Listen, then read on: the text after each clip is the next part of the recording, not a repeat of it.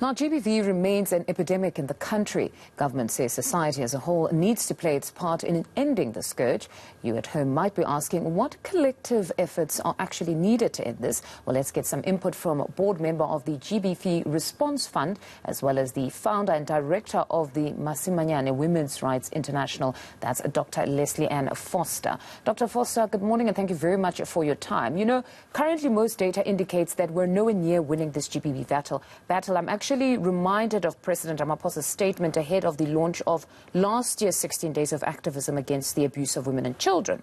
He said, if a nation's character were to be judged by how it treats women and children, then we would be falling desperately short.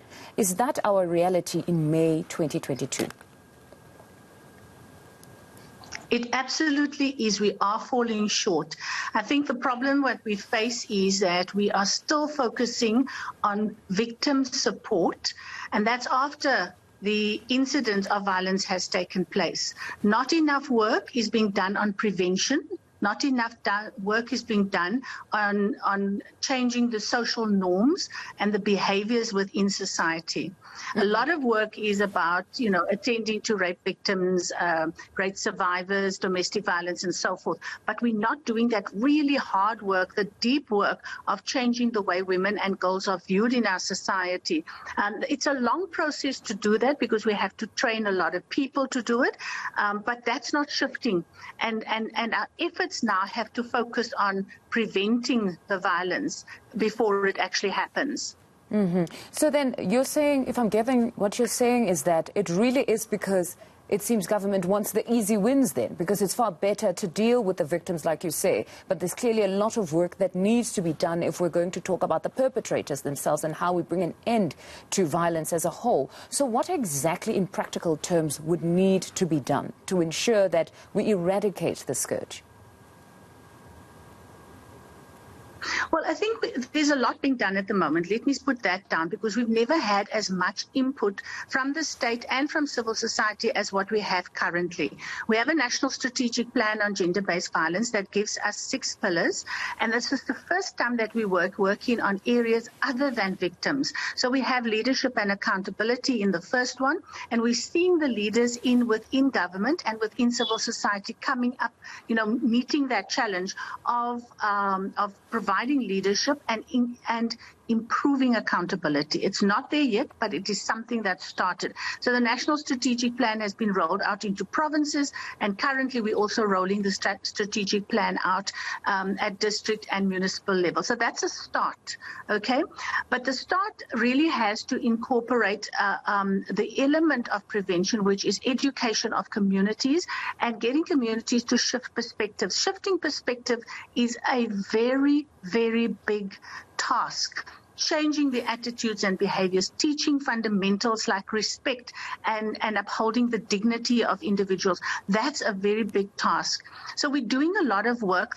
We cannot slack on providing support for the survivors. Of course, it's a critical area of work and that still needs more work. So it's not about reducing that, but alongside of that, bringing in the prevention programs, building social cohesion. So at the root of all of this, the drivers are poverty, inequality, lack of access to basic services and all that. So one of the things we do is we look at, violence as, how do we address survivors? But the issue is that we have to address the actual root drivers of violence as well. And those are big tasks. Those are tasks which have started. So I remain hopeful that we are going to make progress and see progress in the long run. What is difficult is that every day we get the news of the horrendous acts of violence that are perpetrated against women and girls. And that gives us, it makes us feel as if there is no progress. But there is, it's not something where we're going to see, a massive sweep through the country and then it changes, because we're changing people's attitudes and behaviors, and that's hard work. It's long work. We have to be in for the long haul, and to get people on board. Now, I think the difficulty is that there's very low regard for the status of women within our society. And I don't think at community level we understand that enough. And so women's bodies are commodified, their lives, are expendable because of this low status. And that has to change very drastically for us to see a reduction in that. And that's slow work. There's something I want to talk about is because everybody talks about men and boys, and it's not one of my favorite topics, but I realize that it's something we have to talk about because the work with men and boys is not going deeply enough. And some organizations that claim to be working on men and boys are only taking space away from the work on women and not actually working around the issue of toxic masculinities. So there's still a whole mantle of protection around toxic masculinities and an inability to understand why equality becomes such an important element within our society and why we have to change our social norms and standards. I think our attitudes and our behaviors, I think the work on men and boys has to be interrogated, and there have to be organizations that are really forward-looking, that are able to deal with toxicity within the masculine gender at this time in our society. And across the world, there's a lot of work that has been done, but there are few organizations that do it with integrity and that actually hold women at the center of the discussion and the discourse around what contribution men and women can make.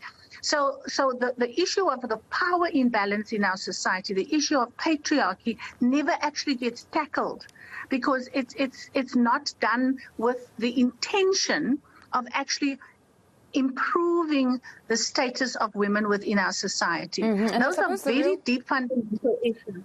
Mm-hmm. And I suppose, Doctor, yes? The real problem here is that it has to be done at community level, as you say. Then talk to me about your work as Gender-Based Violence Femicide Fund. I mean, you guys have awarded grants, 110, I believe. Just talk to us about some of the organizations, their work, and perhaps even go to the grant qualification criteria, because I'm sure there are a lot of organizations that also desperately need funding so that they deal or tackle this matter at a community level. Yeah. Well, the fund set out to strengthen the gender-based violence sector and to be able to improve the responses at community level. And it's gone a long way in terms of being able to provide funding on a more flexible basis, because what happens at community level is a lot of community organizations haven't got the expertise or the experience to apply for funds, in a formal application process. And one thing that the grant has done is relaxed that, provided support in the application process so that it becomes easier for local community organizations to apply for funding.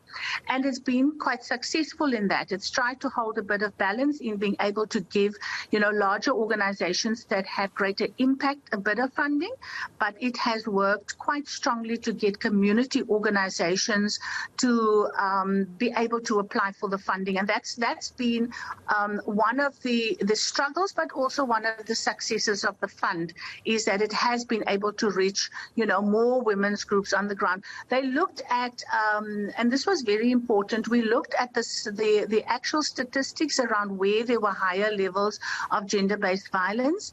Priority was given to those provinces, and opportunities, provided to women's groups in those provinces that were really struggling to apply for funding.